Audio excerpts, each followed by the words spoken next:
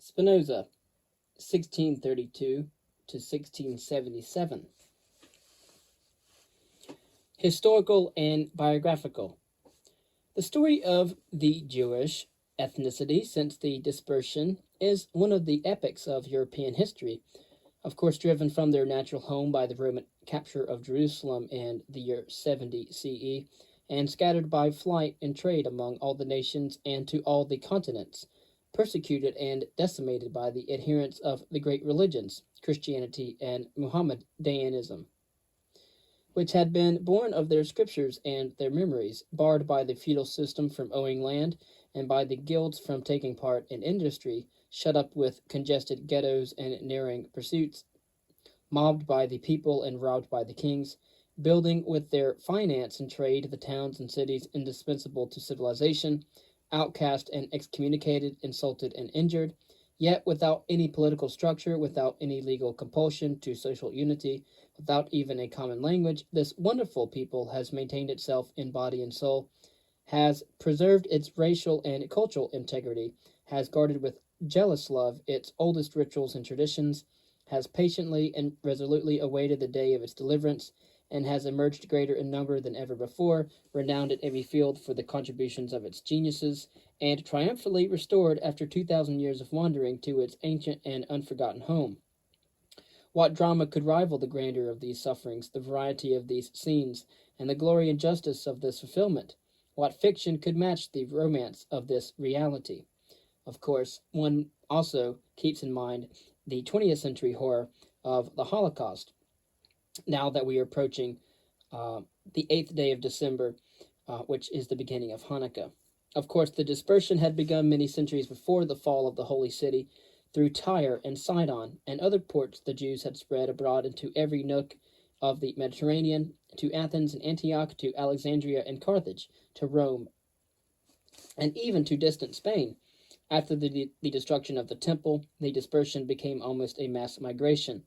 Ultimately, the movement followed two streams, one along the Danube and the Rhine, and thence later into Poland and Russia, the other into Spain and Portugal, with the conquering Moors in CE 711.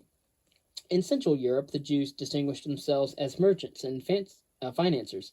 In the peninsula, they absorbed gladly the mathematical, medical, and philosophical lore of the Arabs, and developed their own culture in the great schools of Cordova, Barcelona, and Seville.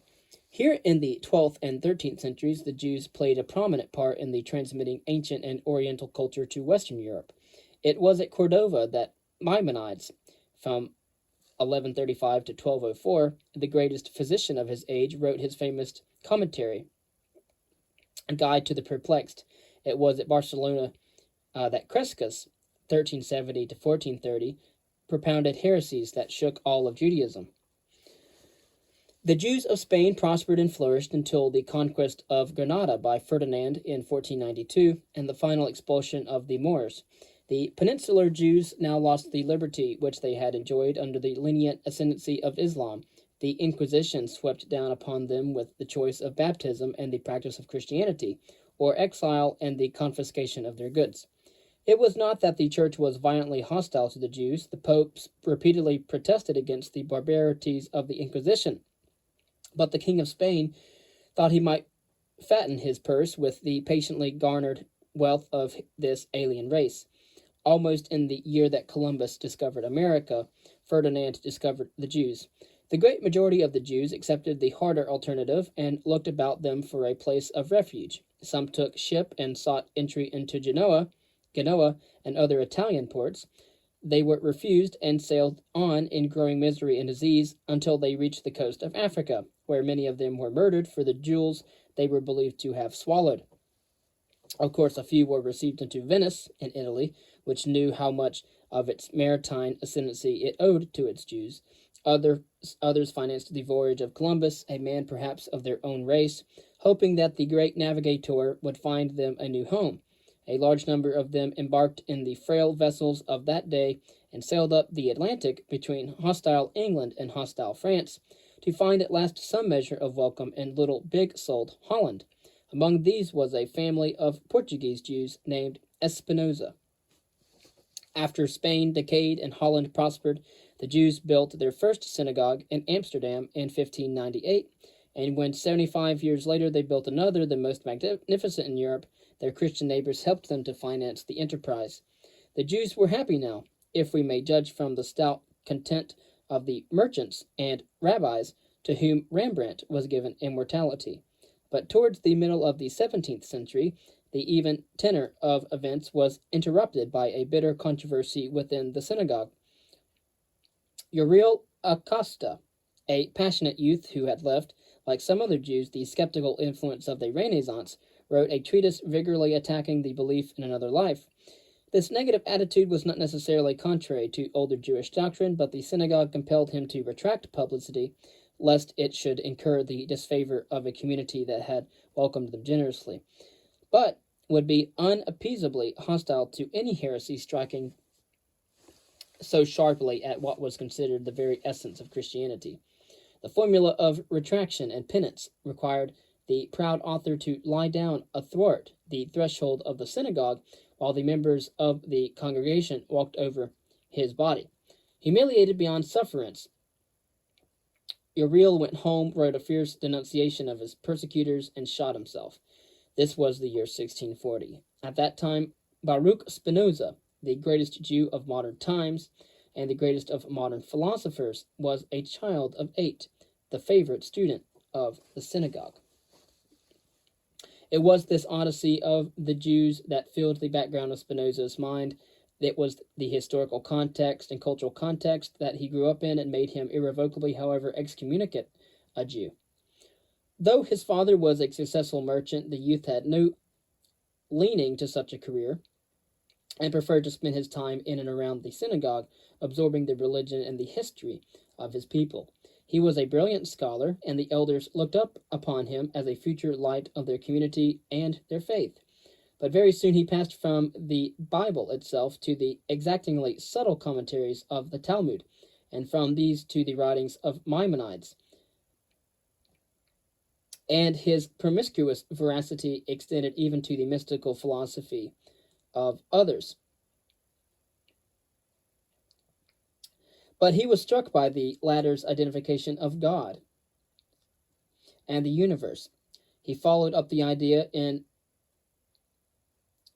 who taught the eternity of the world, who believed the universe of matter to be the body of God. But he read in Maimonides a half-favorable discussion of the doctrine of Averroes, that immortality is impersonal, but he found in the Guide to the Perplexed more perplexities than guidance. For the great rabbi propounded more questions than he answered, and Spinoza found the contradictions and improbabilities of the Old Testament lingering in his thought long after the solutions of Maimonides had dissolved into forgetfulness. But the cleverest defenders of a faith are its greatest enemies, for their subtleties engender doubt and stimulate the mind. And if this was so with the writings of Maimonides, so much so the more was it the case with the commentaries of Ibn Ezra, where the problems of the old faith were more directly expressed and sometimes abandoned as unanswerable. The more Spinoza read and pondered, the more his simple certainties melted away into wondering and doubt. His curiosity was aroused to inquire what the thinkers of the Christian world had written on those great questions of God and human destiny. He took up the study of Latin with a Dutch scholar and then moved into a wider sphere of experience and knowledge. His new teacher was something of a heretic himself, a critic of creeds and governments, an adventurous fellow who stepped out of his library to join a conspiracy against the King of France and adorned a scaffold in 1674.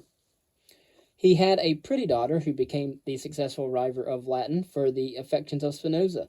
Even a modern college student might be persuaded to study Latin by such inducements.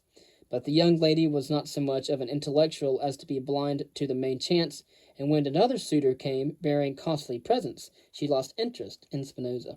But no doubt it was that at that moment our hero became a philosopher.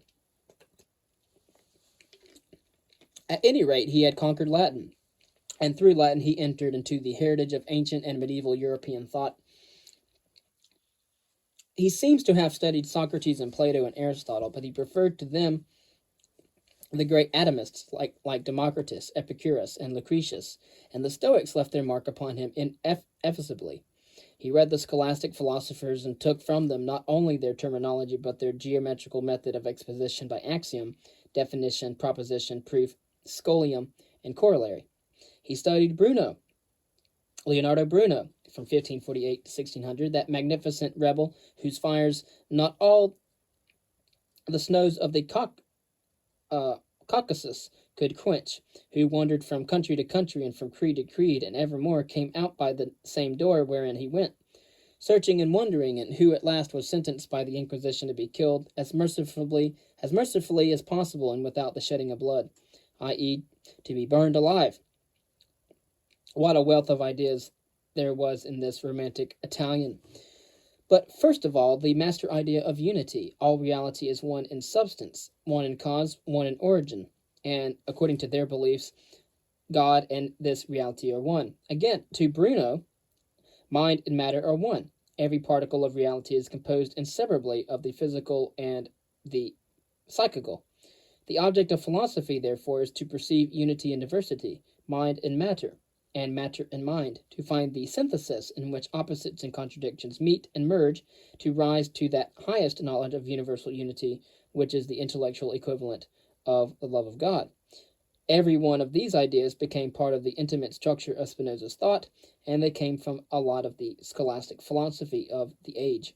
Finally, and above all, Spinoza was influenced by Descartes, 1596 to 1650, father of the subjective and idealistic, as was Bacon of the objective and realistic tradition in modern philosophy. To his French followers and English enemies, the central notion in Descartes was the primacy of consciousness, his apparently obvious proposition that the mind knows itself more immediately and directly than it can ever know anything else, that it knows the external world only through that world's impress upon the mind in sensation and perception, that all philosophy must, in consequence, though it should doubt everything else, begin with the individual and mind itself, and then make its first argument in 3 words. I think, therefore I am. Cogito, ergo sum.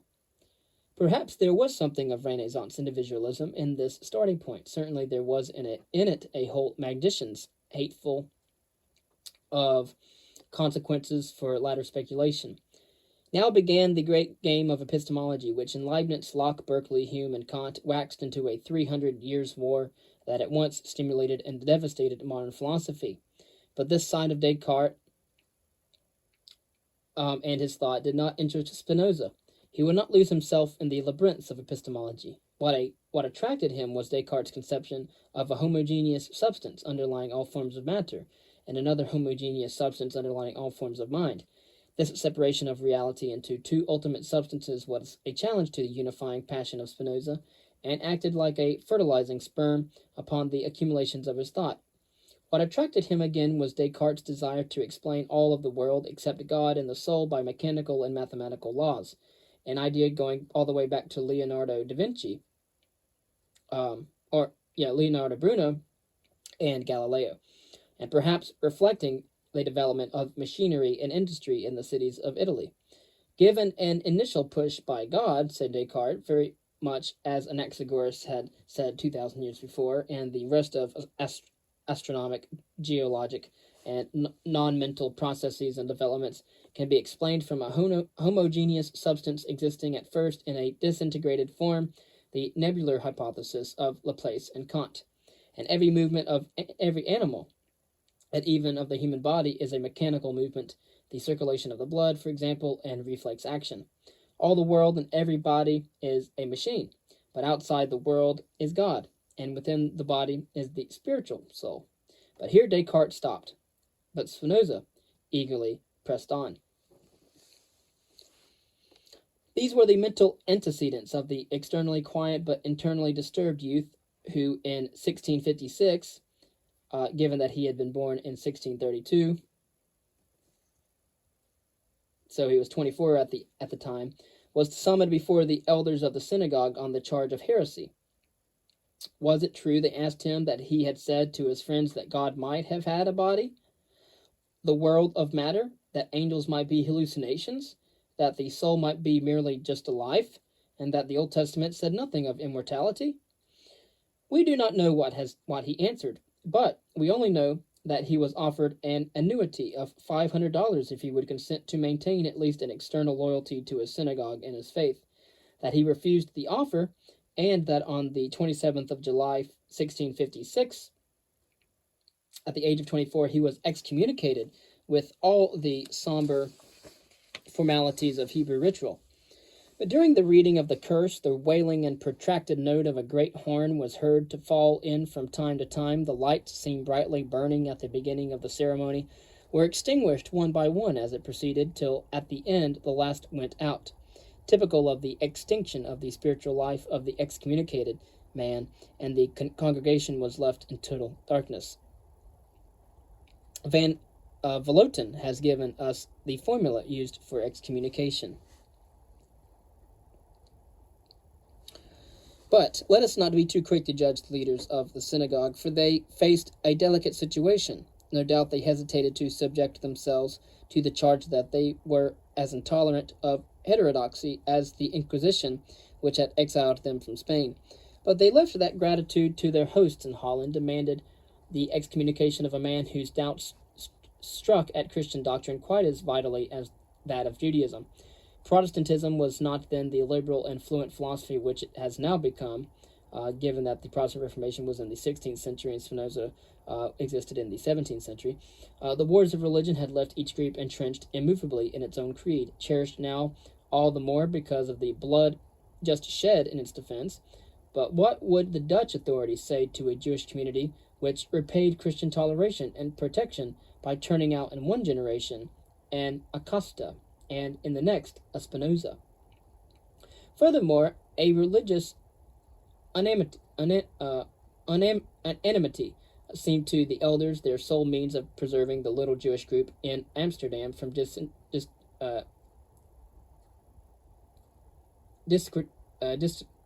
disintegration, and almost the last means of preserving the unity and so ensuring the survival of the scattered Jews of the world. If they had had their own state, their own civil law, their own establishments of secular force and power, to compel eternal cohesion and external respect, they might have been more tolerant.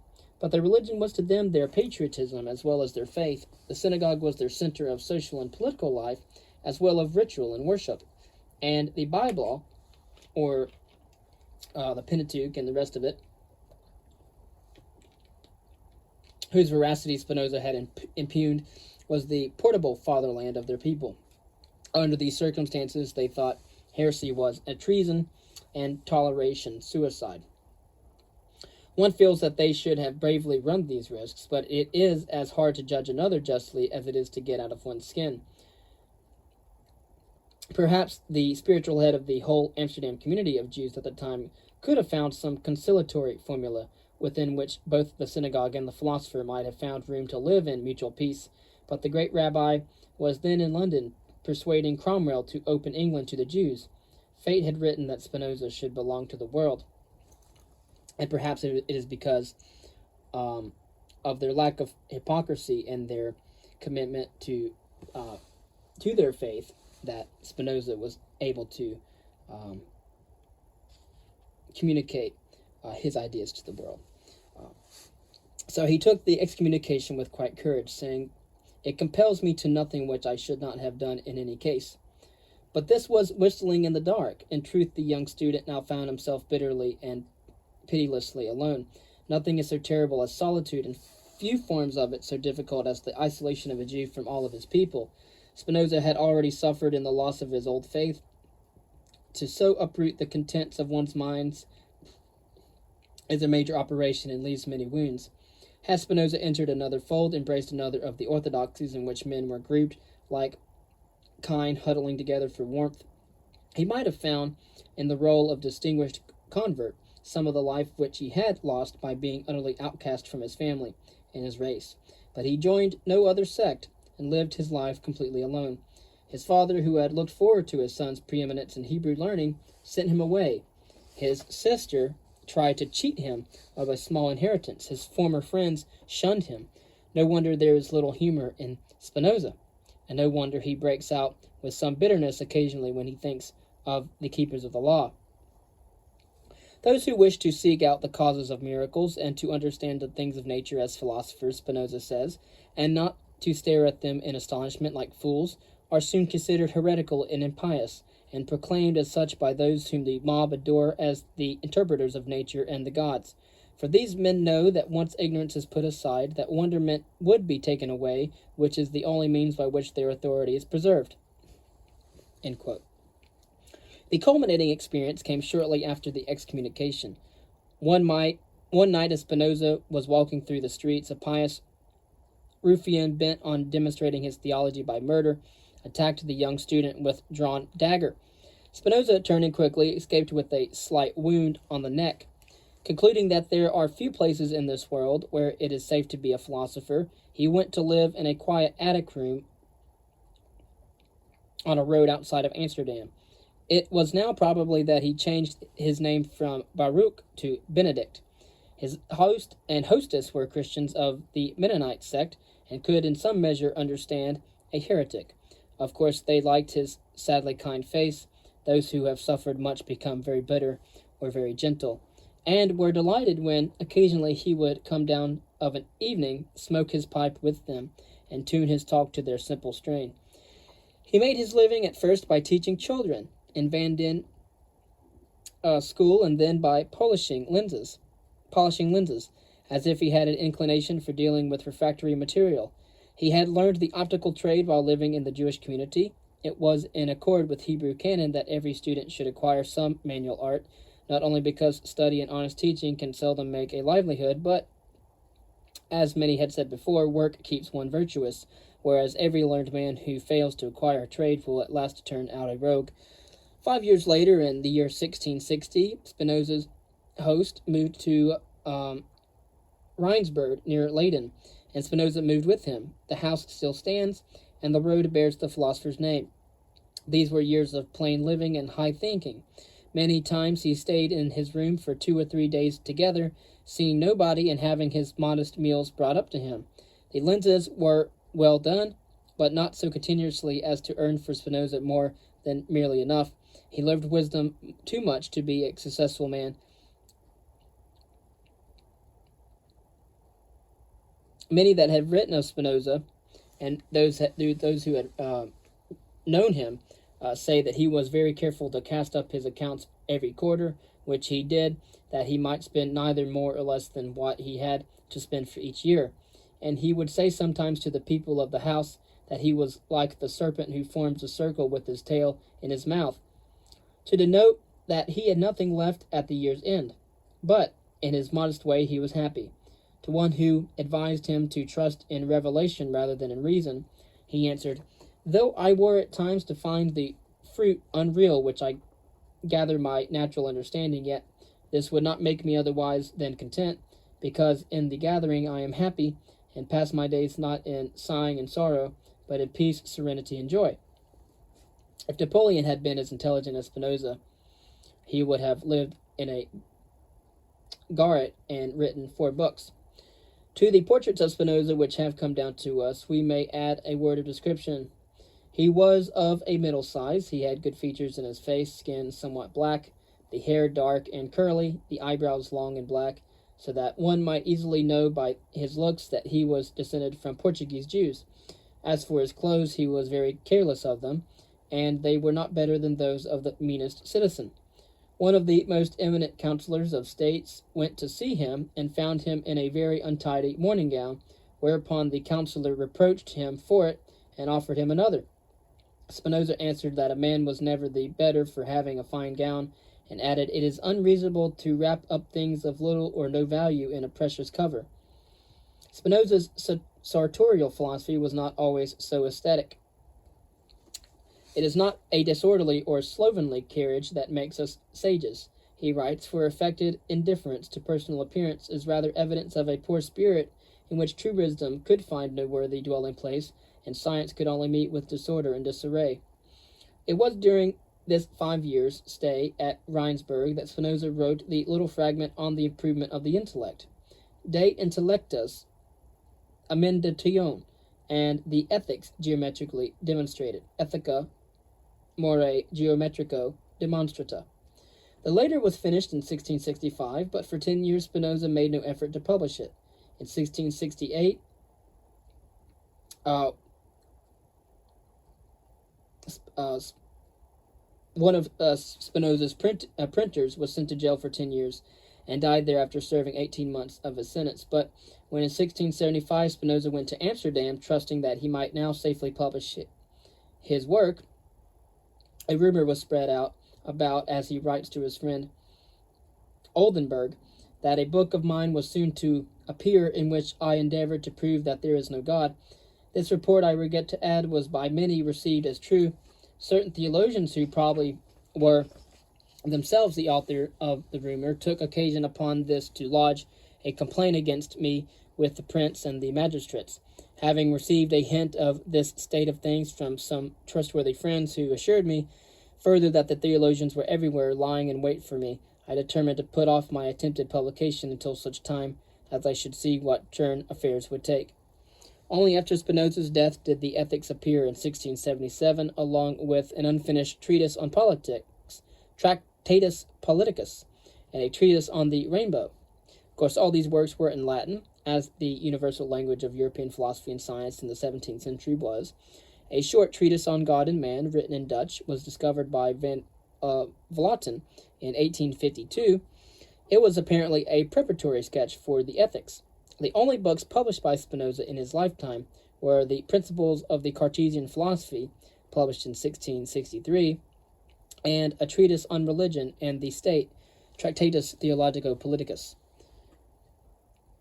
which appeared anonymously in 1670. It was at once honored with a place in the Index Expurgatorius, and its sale was prohibited by civil authorities. With this assistance, it attained to a considerable circulation under cover of title pages, which disguised it as a medical treatise or an historical narrative. Countless volumes were written to refute it. One called Spinoza the most impious atheist that ever lived upon the face of the earth. And there is another refutation as a treasure of infinite value which shall never perish. But only this notice remains of it. In addition to such public chastisement, Spinoza received a number of letters intended to reform him, that of a former pupil who had been converted to Catholicism. Spinoza replied to such people who tried to reform his thought: "You who assume that you have at last found the best religion, or rather the best teachers, and fixed your credulity upon them, how do you know that they are the best among those who have taught religions, or how to teach, or shall hereafter teach them? Have you examined all those religions, ancient and modern, which are taught here, and in India, and all the world over? And even supposing that you have duly examined them, how do you know that you have chosen the best?" Apparently, the gentle philosopher could be firm enough when occasion called for it. Not all the letters were of this uncomfortable kind. Many of them were from men of mature culture and high position. Most prominent of these correspondents was Henry Oldenburg, who was secretary of the recently established Royal Society of England.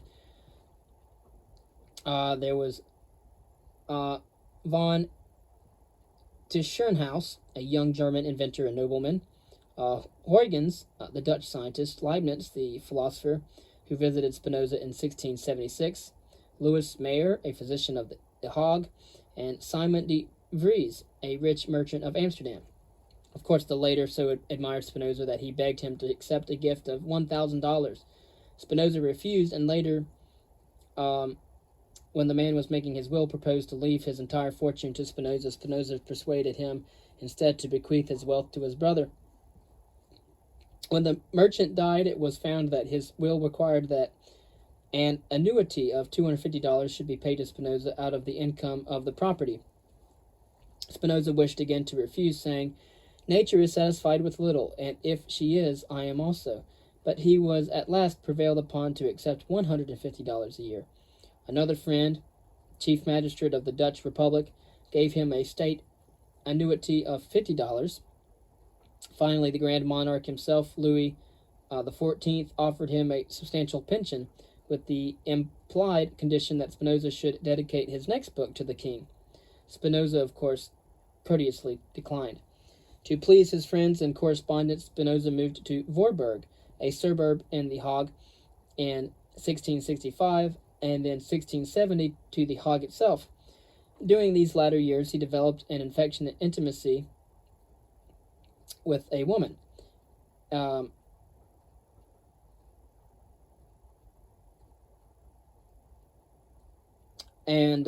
but when they were murdered in the streets by a mob, which believed them responsible for the defeat of the Dutch troops by the French in 1672, Spinoza, on being apprised of the infamy, burst into tears, and but for the force which was used to restrain him, would have sallied forth a second Anthony to denounce the crime on the spot where it had been committed. Of course, not long afterward, the Prince of de Condé, head of the invading French army, invited Spinoza to his headquarters to convey him the offer of a royal pension from France and to introduce certain admirers of Spinoza who were with the prince. Spinoza, who seems to have been rather a good European than a nationalist, thought it nothing strange for him to cross the lines and go to his camp.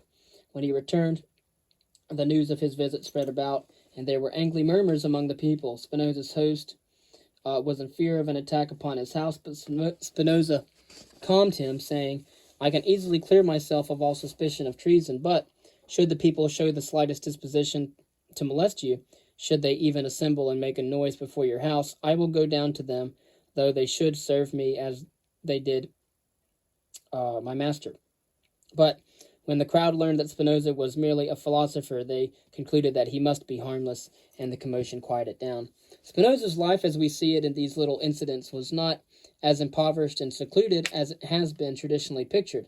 He had some degree of economic security. He had influential and congenial friends.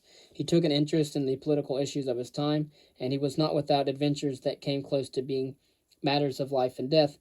That he had made his way despite excommunication into the respect of his contemporaries appears from the offer which came to him in 1673 of the chair of philosophy at the University of Heidelberg, an offer couched in the most complimentary terms and promising the most perfect freedom in philosophizing, which His Highness feels assured you would not abuse by calling in question the established religion of the state. Spinoza replied characteristically, "Honored sir, had it ever been my wish to undertake the duties of a professor in any faculty, my desires would have been amply gratified in accepting the position which this serene highness, the Prince Palatine, does me the honor to offer me through you. The offer, too, is much enhanced in value in my eyes by the freedom of philosophizing attached to it. But I do not know within what precise limits that the same liberty of philosophizing would have to be restrained, so that I not seem to interfere with the established religion of the principality. You see, therefore, honored sir, that I do not look for any higher worldly position than that which I now enjoy, and that for love of the quiet which I think I cannot otherwise secure, I must abstain from entering upon the career of a public teacher." The closing chapter came in 1677, the year of Spinoza's death.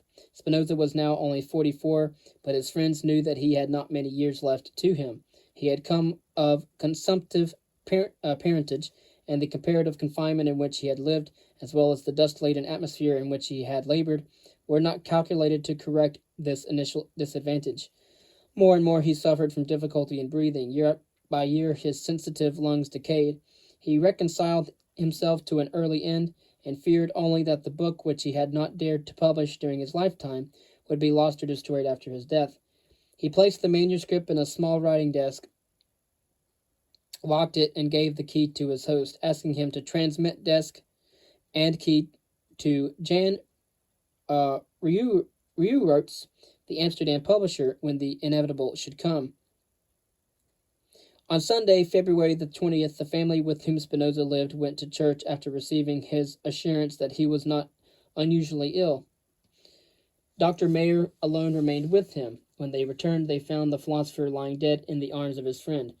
Many mourned him, for the simple folk had loved him as much for his gentleness as the learned had honored him for his wisdom. Philosophers and magistrates joined the people in following him to his final rest, and men of varied faiths met at his grave. Nietzsche says somewhere in his writings that the last Christian died upon the cross. He had forgotten Spinoza. The Treatise on Religion and the State. Let us study his 4 books in the order in which Spinoza wrote them. The Tractatus Theologico Politicus is perhaps the least interesting of them to us today, because the movement of higher criticism which Spinoza initiated has made into platitudes the propositions for which Spinoza risked his life. It is unwise of an author to prove his point too thoroughly. His conclusions pass into the currency of all educated minds, and his works no longer have that mystery about them which draws us ever on. So it has been with Voltaire, and so with Spinoza's treatise on religion and the state. The essential principle of the book is that the language of the Bible is deliberately metaphorical or allegorical, not only because it partakes of the Oriental tendency to high literary color and ornament and exaggerated descriptive expressions, but because, too, the prophets and the apostles, to convey their doctrine by arousing the imagination, were compelled to adapt themselves to the capacities and predispositions of the popular mind. All Scripture was written primarily for an entire people, and secondarily for the whole human race. Consequently, its contents must necessarily be adapted, as far as possible, to the understanding of the masses. Of course, Scripture does not explain things by their secondary causes, but only by narratives, and it narrates them in style which has most power to move them, and especially uneducated men, to devotion. Its object is not to convince the reason, but to attract and lay hold of the imagination. Hence the abundant miracles and the repeated appearances of God. The masses think that the power and providence of God are most clearly displayed by events that are extraordinary and contrary to the conception which they have formed of nature.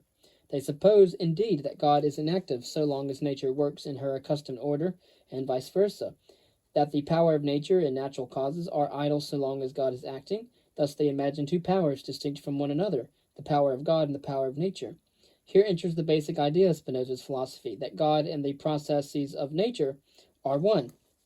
Men love to believe that God breaks the natural order of events for them.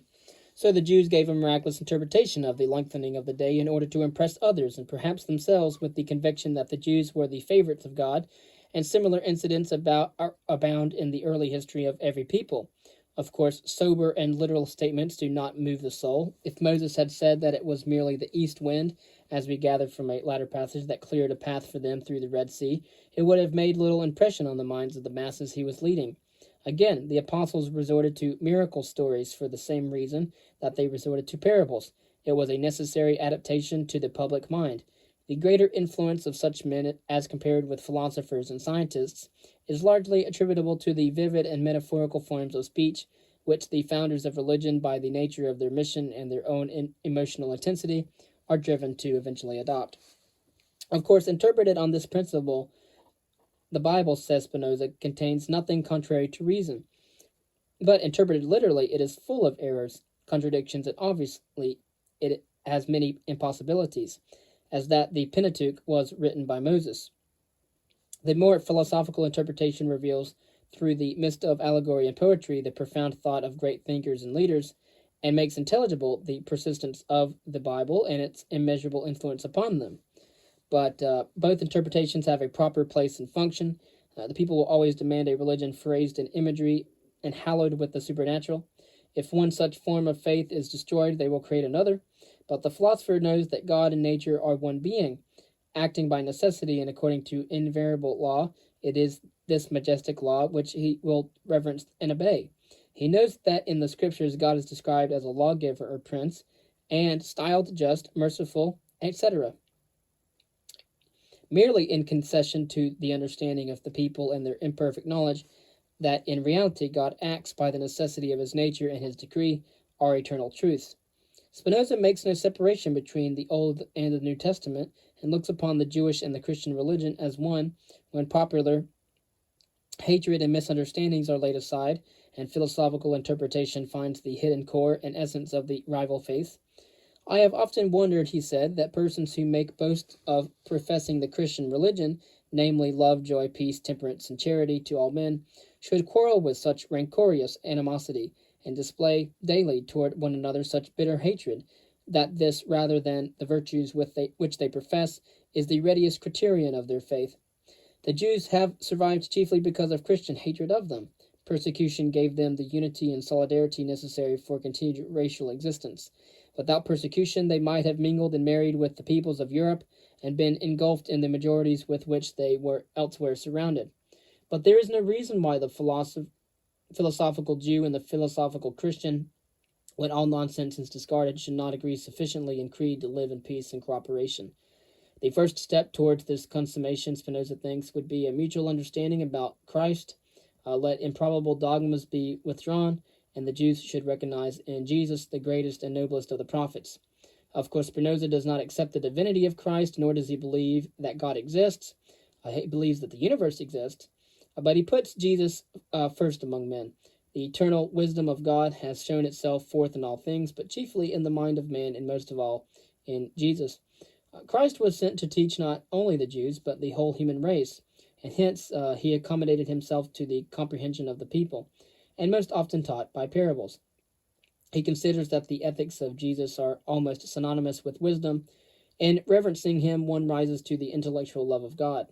So noble a figure, freed from the impediment of dogmas that lead only to divisions and disputes, would draw all men to him, and perhaps in his name a world torn with suicidal wars of tongue and sword might fight a unity of faith and a possibility of brotherhood at last. Opening Spinoza's next book, we come at the outset upon one of the gems of philosophic literature. Spinoza tells why he gave up everything for philosophy and the improvement of the intellect. After experience had taught me that all things which frequently take place in ordinary life are vain and futile, and when I saw that all the things I feared and which feared me had nothing good or bad in them save insofar as the mind was affected by them, I determined at last to inquire whether there was anything which might be truly good and able to communicate its goodness, and by which the mind might be affected to the exclusion of all other things. I determined, I say, to inquire whether I might discover and attain the faculty of enjoying throughout eternity continual supreme happiness. I could see the many advantages acquired from honor and riches, and that I should be debarred from acquiring these things if I wished seriously to investigate new matter. But the more one possesses of either of them, the more the pleasure is increased, and the more one is in consequence encouraged to increase them, whereas if at any time our hope is frustrated, there rises in us the deepest pain. Fame has also this great drawback, that if we pursue it, we must direct our lives in such a way as to please the fancy of men, avoiding what they dislike and seeking what pleases them. But the love towards a thing eternal and infinite alone feeds the mind with a pleasure secure from all pain. The greatest good is the knowledge of the union which the mind has with the whole of nature. The more the mind knows, the better it understands its forces and the order of nature. The more it understands its forces or strength, the better it will be able to direct itself and lay down the rules for itself. And the more it understands the order of nature, the more easily it will be able to liberate itself from useless things. This is the whole method. Only knowledge, then, is power and freedom, and the only permanent happiness is the pursuit of knowledge and the joy of understanding. Meanwhile, however, the philosopher must remain a man and a citizen. What shall be his mode of life during his pursuit of truth? Spinoza, of course, lays down a simple rule of conduct to which, so far as we know it, his actual behavior thoroughly conformed. To speak in a manner comprehensible to the people, and to do for them all things that do not prevent us from attaining our ends. To enjoy only such pleasures as are necessary for the preservation of health. And finally, to seek only enough money as is necessary for the maintenance of our life and health, and to comply with such customs as are not opposed to what we seek. But in setting out upon such a quest, the honest and clear-headed philosopher comes at once upon the problem. How do I know that my knowledge is knowledge, that my senses can be trusted in the material which they bring to my reason, and that my reason can be trusted with the conclusions which it derives from the material of sensation? Should we not examine the vehicle before abandoning ourselves to its directions? Should we not do all that we can to perfect it? Before all things, says Spinoza, Baconianly, a means must be devised for improving and clarifying the intellect. We must distinguish carefully the various forms of knowledge, and trust only the best. First, then, there is hearsay knowledge, by which, for example, I know the day of my birth. Second, the vague experience, empirical knowledge in the derogatory sense, as when a physician knows a cure not by any scientific formulation or experimental tests, but by a general impression that it has usually worked. Third, immediate deduction or knowledge reached by reasoning, as when I conclude to the immensity of the sun from seeing that in the case of other objects, distance decreases the apparent size. This kind of knowledge is superior to the other two, but it is precariously subject to sudden refutation by direct experience. No science for 100 years reasoned its way to an ether, which is now in high disfavor with the physicist elite, or physicist elite. Hence, the highest kind of knowledge is the fourth form, which comes by immediate deduction and direct perception, as when we see at once that 6 is the missing number in the proportion 2 to 4 and 3 to x, or as when we perceive that the whole is greater than the part. Spinoza believes that men versed in mathematics know most of Euclid in this intuitive way, but he admits ruefully that the things which I have been able to know by this knowledge so far have been very few. In the Ethics, Spinoza reduces the first two forms of knowledge to one, and calls intuitive knowledge a perception of things sub specie eternitatis. In their eternal aspects and relations, which gives in a phrase a definition of philosophy, scientia intuitiva, therefore tries to find behind things and events their laws and their actual eternal relations. Hence Spinoza's very fundamental distinction, which is the basis of his entire system, between the temporal order, the world of things and incidents, and the eternal order, the world of laws and structure. Let us study this distinction carefully. Spinoza says that it must be noted that I do not understand here by the series of causes and real entities a series of individual mutable things, but rather the series of fixed and eternal things, for it would be impossible for human weakness to follow up the series of individual mutable things, not only because their number surpasses all count, but because of the many circumstances in one and the same thing, each of which may be the cause of the thing's existence. For indeed, the existence of particular things has no connection with their essence, and is not an eternal truth. However, there is no need that we should understand the series of individual mutable things, for their essence is only to be found in fixed and eternal things, and from the laws inscribed in those things as their true codes, according to which all individual things are made and arranged. Nay, these individual and mutable things depend so intimately and essentially on these fixed things that without them they can neither exist nor can be conceived.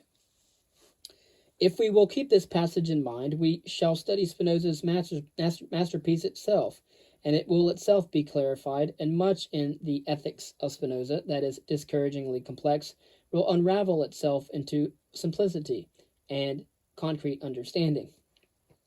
The most precious production in modern philosophy is cast into geometrical form, to make the thought Euclideanly clear, but the result is a laconic obscurity in which every line requires a Talmud of commentary. The scholastics had formulated their thoughts so, but never so blithely, and they had been helped to clarity by their foreordained conclusions. Of course, Descartes had suggested that philosophy could not be exact until it expressed itself in the form of mathematics, but he had never grappled with his own ideal. Spinoza, however, came to the suggestion with a mind trained in mathematics as the very basis of all rigorous scientific procedure, and impressed with the achievements of Copernicus, Kepler, and Galileo. To our more loosely textured minds, the result is an exhausting concentration of both matter and form, and we are tempted to console ourselves by denouncing this philosophical geometry as an artificial chess game of thought in which axioms, definitions, theorems, and proofs are manipulated like kings and bishops, knights and pawns, a logical solitaire invented to solace Spinoza's loneliness. Order is against the grain of our minds. We prefer to follow the straggling lines of fantasy and to weave our philosophy precariously out of our dreams. But Spinoza had but one compelling desire: to reduce the intolerable chaos of the world to unity and order. He had the northern hunger for truth rather than the southern lust for beauty. The artist in him was purely an architect, building a system of thought to perfect symmetry and form. Again, the modern student will stumble and grumble over the terminology of Spinoza. Writing in Latin, he was compelled to express his essentially modern thought in medieval and scholastic terms. But there was no other language of philosophy which would then have been understood. So he uses the term substance where he should write reality or essence, perfect where he should write complete, ideal for our object, objectivity or objectively for subjectively, and formally for objectively. Of course, these are hurdles in the race which will deter the weakling but will stimulate the strong. In short, Spinoza is not to be read. He is to be studied. If you must approach him as you would approach Euclid, recognizing that in these brief 200 pages a man has written down his lifetime's thought with stoic sculptry of everything superfluous. Do not think to find its core by running over it rapidly. Of course, you must study Spinoza. Do not read Spinoza. Never in a work of philosophy was there so little that could be skipped without loss. Of course, every part depends upon your preceding parts. Some obvious and apparently needless proposition turns out to be the cornerstone of an imposing development of logic. You will not understand any important section thoroughly in philosophy until you have read and pondered the whole, though one need not say with enthusiastic exaggeration that no one has understood Spinoza to whom a single line of ethics remains obscure. Here, doubtless, says Spinoza in the second part of his book, the reader will become confused and will recollect many things which will bring him to a standstill, and therefore I still encourage him to proceed gently with me and form no judgment concerning these things until he shall have read all. Of course, read the book not all at once, but in small portions as many sittings, and having finished it, consider that you have but begun to understand it. Read the same commentary. So many people might want to read commentaries on Spinoza's alongside Spinoza. And then finally, you would want to read the Ethics again after you've read it the first time, because it will be a new book for you when you read it the second time. For when you have finished it a second time, you will remain forever a lover of philosophy. Page 1 plunges us at once into the maelstrom of metaphysics. Our modern hard-headed, or is it soft-headed, abhorrence of metaphysics captures us, and for a moment we wish we were anywhere except in Spinoza. But then metaphysics, as William James has said, is nothing but an attempt to think things out clearly to their ultimate significance, to find their substantial essence in the scheme of reality, or, as Spinoza has put it, their essential substance, and thereby to unify all truth and reach that highest of all generalizations, which even to the practical Englishman constitutes philosophy. Science itself, which so superciliously scorns metaphysics, assumes a metaphysic in its very thought. It happens that the metaphysic which it assumes is the metaphysic of Spinoza. There are three pivotal terms in Spinoza's system: substance, attribute, and mode. Attribute we put aside temporarily for simplicity's sake. A mode is any individual thing or event, any particular form or shape which reality transiently assumes. You, your body, your thoughts, your group, your species, your planet, all are modes. All these are forms, or modes, almost literally fashions of some eternal and invariable reality lying behind and beneath them. But what is this underlying reality? Spinoza calls it substance. Looks like substance underlies the modes, as literally that which stands beneath. 8 generations have fought voluminous battles over the meaning of this term. We must not be discouraged if we fail to resolve the matter in a paragraph. Of course, one error we should guard against: substance does not mean the constituent material of anything, as when we speak of wood as the substance of a chair. Of course, we approach Spinoza's use of the word substance when we speak of the substance of his remarks. If we go back to the scholastic philosophers from whom Spinoza took the term, we find that they used it as a translation of the Greek ousia, which is the present participle of enai, or to be. Actually, it's Amy, and indicates the inner being or essence. Of course, substance then is that which is. Spinoza had not forgotten the impressive "I am who I am" of Genesis, that which eternally and unchangeably is, and of which everything else must be a transient form or mode.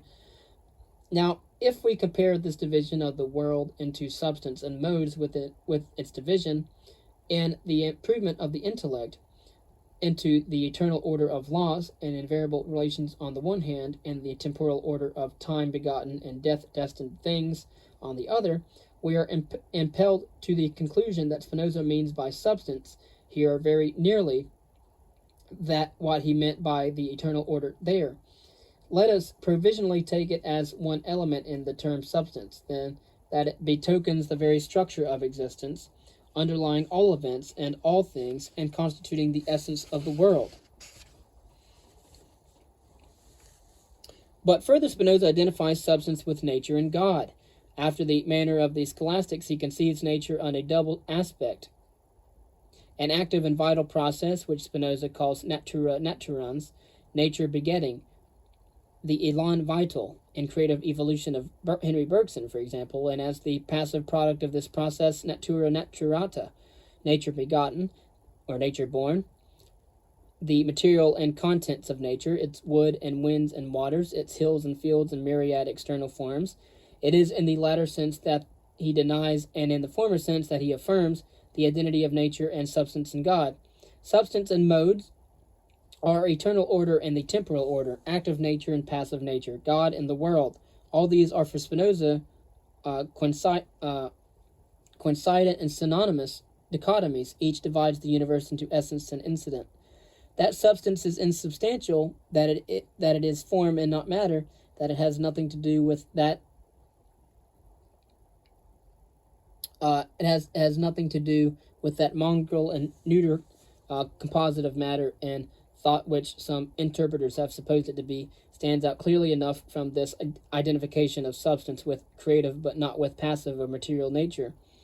A passage from Spinoza's correspondence may help us in this endeavor.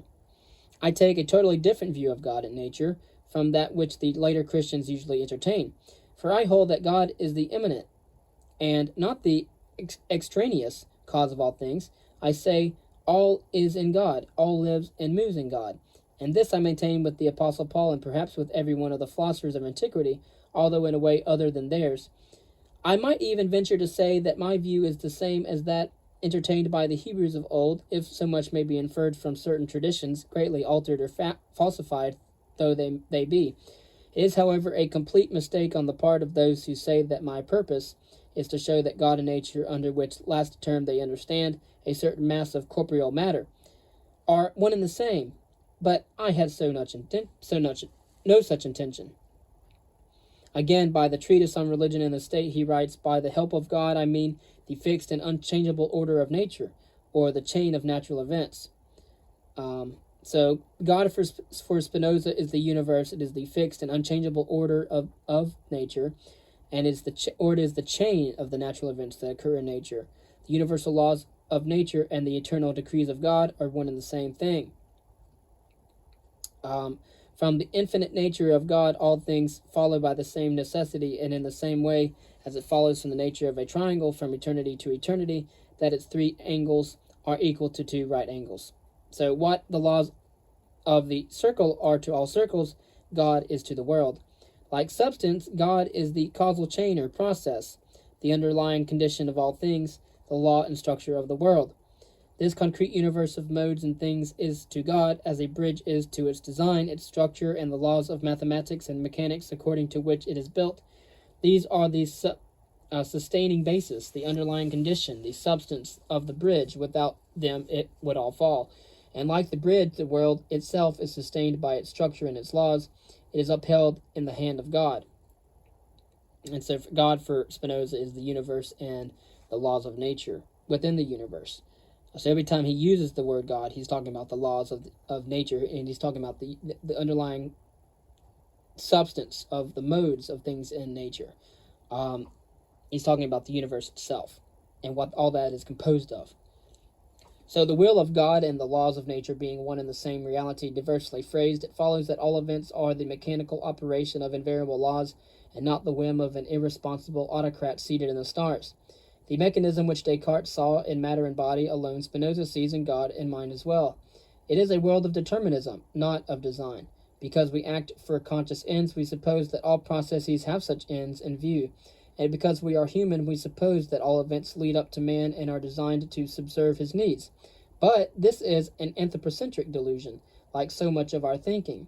The root of the greatest errors in philosophy lies in projecting our human purposes or criteria and preferences onto or into the objective universe. Hence our problem of evil. We strive to reconcile the ills of life with the goodness of God, forgetting that the lesson taught to Job in the Bible, that God is beyond our little good and evil. Good and bad are relative to human and often individual tastes and ends, and have no validity for a universe in which individuals are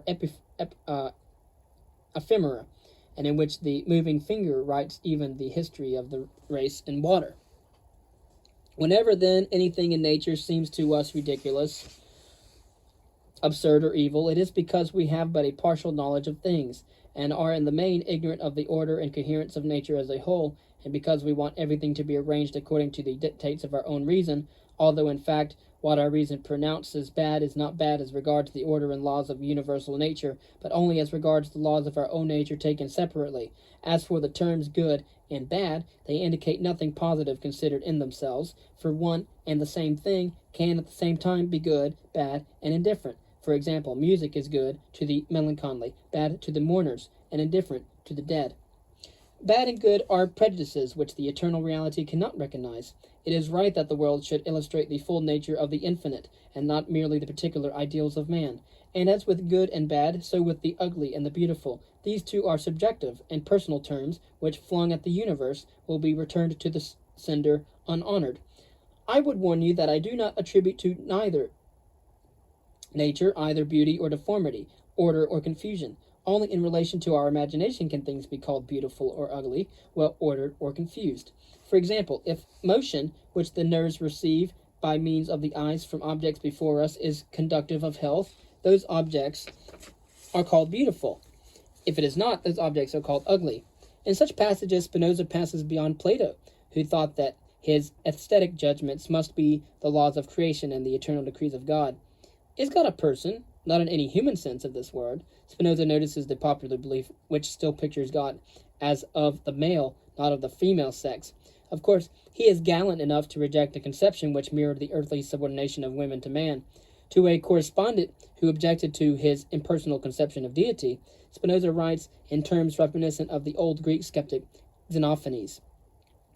When you say that if I allow not in God the operations of seeing, hearing, observing, willing, and the like, you know not what sort of God mine is. I thence conjecture that you believe there is no greater perfection than such as can be explained by the attributes aforesaid. I do not wonder at it, for I believe that a triangle, if it could speak, would in like manner say that God is eminently triangular, and a circle that the divine nature is eminently circular, and thus would every one ascribe his own attributes to God. Finally, neither intellect nor will pertains to the nature of God, in the usual sense in which these human qualities are attributed to the deity, but rather the will of God is the sum of all causes and all laws, and the intellect of God is the sum of all mind. The mind of God, as Spinoza conceives it, is all the mentality that is gathered over space and time, and the diffused consciousness that animates the world. All things in, however diverse degree, are animated. Life or mind is one phase or aspect of everything that we know, as material extension or body is another. These are the two phases or attributes, as Spinoza calls them, through which we perceive the operation of substance or God. In this sense, God, the universal process and eternal reality behind the flux of things, may be said to have both a mind and a body. But neither mind nor matter is God. But the mental processes and the molecular processes which constitute the double history of the world, these and their causes and their laws are God.